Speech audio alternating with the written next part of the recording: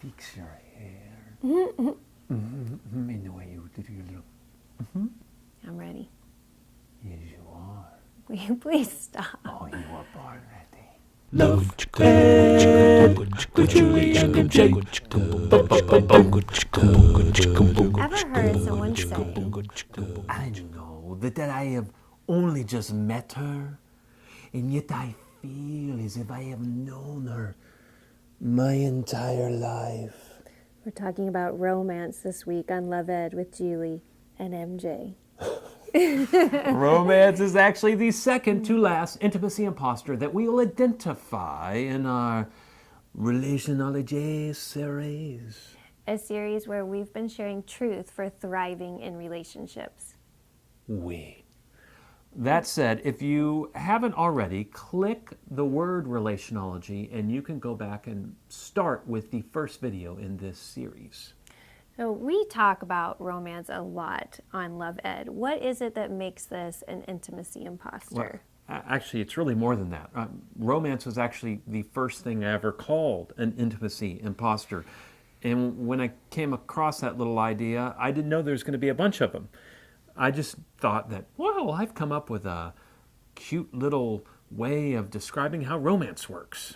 And we define an intimacy imposter as a relational need that we either seek out or settle for other than true intimacy.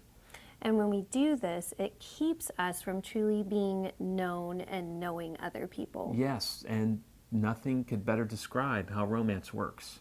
So you're calling romance a relational need. That kind of surprises me. Yeah, and that's probably because I spend so much time trying to scare people away from romance. Not because romance is bad, but because it's dangerous. And because it's dangerous, when it's not handled properly, who knew? People get hurt. And they get hurt in ways that last their whole lives, and they wind up laying on sofas in counselors' offices. But that said, I cannot deny the fact that there is only one book of the Bible dedicated to one topic. And that one book of the Bible dedicated to that one topic is not the topic of finances or tithing or forgiving. It's dedicated to all things romantic love. And I'm referring to the Song of Solomon. So obviously, God created romantic love to be enjoyed and celebrated. So how could it be dangerous? Well, the same way any of the intimacy imposters are dangerous.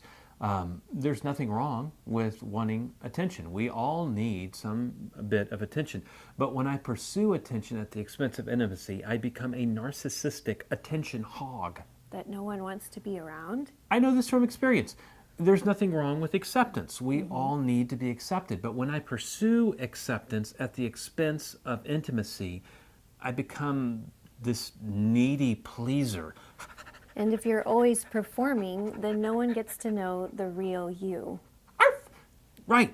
And when it comes to dating, when I set my sights on romance, it becomes all about, well, how do I feel about this person instead of what do I know about this person? And the neurochemistry of romance can cause you to feel like you're very connected to a person that in reality you're not. This is why it is such a dangerous intimacy imposter. Since this video is part of our Relationology series, you'll want to check out this week's recommended readings that are posted below. They come from our Date Night Advice blog, and this week there's only two. The first one entitled, Is It True Love or Just Gas?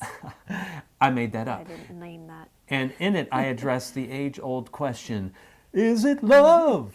Baby, don't hurt me.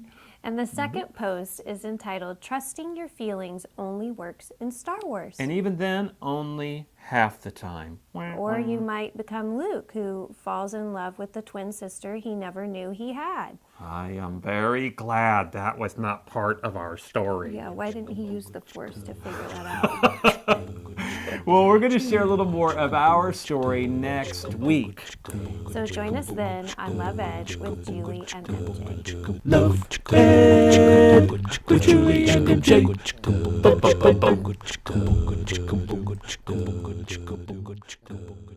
Yes, that's why I put that in there. Okay. Isn't that amazing? You are amazing.